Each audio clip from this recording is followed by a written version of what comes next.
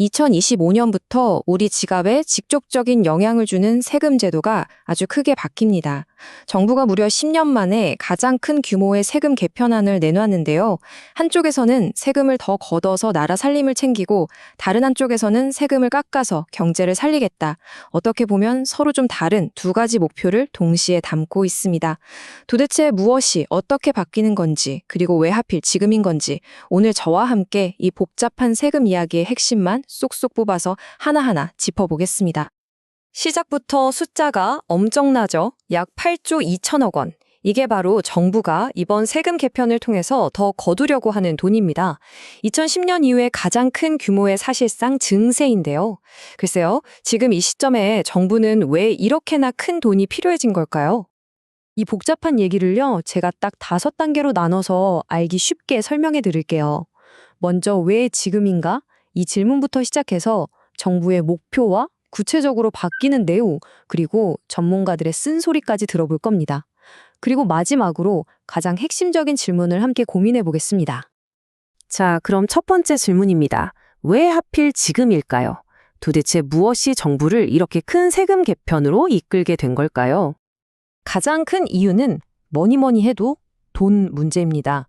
바로 나라의 재정 적자 때문이죠.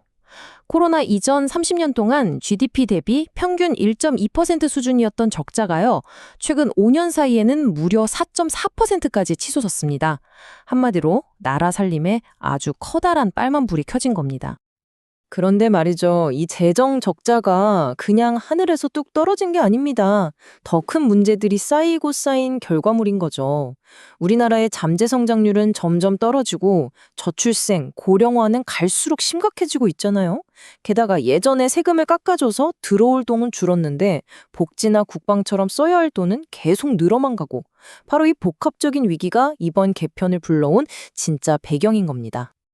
자, 그럼 이런 위기 상황에서 정부가 내놓은 해법은 뭘까요? 바로 진짜 성장을 위한 공평하고 효율적인 세제라는 비전을 내세우면서 크게 3가지 목표를 제시했습니다. 네, 이 비전을 위해서 정부가 꺼내든 카드는 크게 3가지입니다.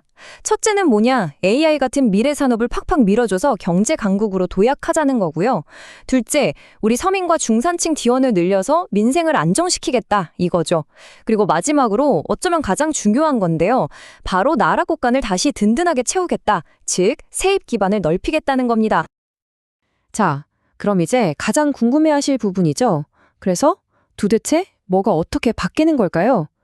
먼저 기업과 경제 성장을 위한 내용부터 한번 살펴보겠습니다.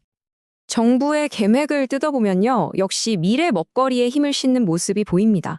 인공지능, AI랑 미래형 운송수단을 국가 전략 기술로 딱 지정해서 세금 혜택을 크게 늘려주고요.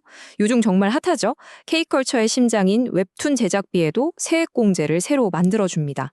여기에 더해서 해외로 나갔다가 다시 국내로 돌아오는 유턴 기업에 대한 지원은 더 유연하게 바꾸고, 주주들에게 배당 많이 해주는 기업에는 세금 혜택을 줘서 주식시장을 살리겠다는 계획도 포함됐습니다. 기업 지원도 물론 중요하죠. 하지만 우리 같은 보통 사람들, 우리 가족들 지갑에는 어떤 변화가 있을까요? 이제 시선을 우리 살림살이로 한번 돌려보겠습니다. 자, 특히 아이 키우시는 분들은 이 부분 정말 눈여겨보셔야겠습니다. 바로 신용카드 소득공제가 확대되는 건데요. 예전에는 자녀가 몇 명이던 공제 한도가 똑같았잖아요. 근데 이제 달라집니다.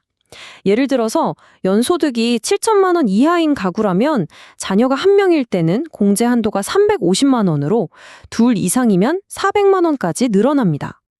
혜택이 여기서 끝이 아닙니다. 초등학교 1, 2학년 자녀가 다니는 예체능 학원비도 교육비 세액공제 대상에 새로 포함되고요.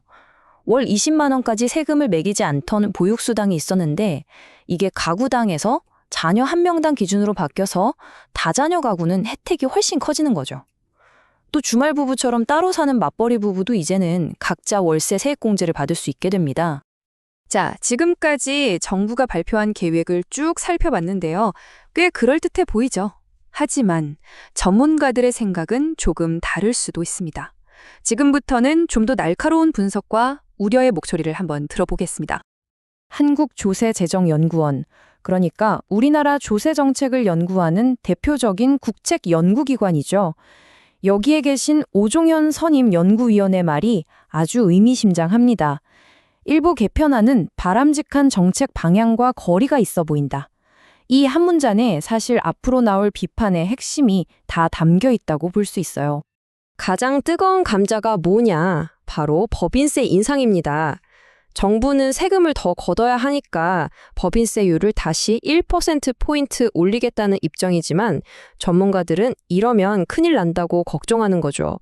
왜냐하면 지방세까지 합치면 우리나라 기업들이 내는 최고세율이 OECD 평균보다 훨씬 높아지거든요. 이러면 기업들이 투자도 줄이고 해외로 공장을 옮길 수도 있다는 겁니다. 사실 비판은 여기서 그치지 않습니다. 더 근본적인 문제를 지적하는 목소리도 높아요. 다른 선진국들처럼 세금 구조를 좀 단순하게 바꾸는 대신 복잡한 4단계 누진세 구조는 그대로 뒀다는 거, 또 중소기업 지원, 물론 좋은데 이게 오히려 기업이 더 크려는 의지를 꺾는 부작용이 있다는 비판이 많았거든요. 근데 이것도 그냥 연장만 했다는 거죠. 한마디로 진짜 필요한 수술은 피하고 땜질 처방만 했다는 쓴소리가 나오는 겁니다. 이런 날카로운 비판이 어디 기업에만 해당될까요? 아닙니다. 우리 같은 개인 납세자들을 위한 정책을 두고도 할 말이 많습니다. 전문가들은 몇몇 정책들의 설계 자체에 의문을 던집니다. 예를 들어 신용카드 공제. 전문가들은 이거 이제 없애야 할 때가 된 제도라고 계속 이야기해왔거든요. 그런데 이걸 오히려 늘려줬다는 거죠.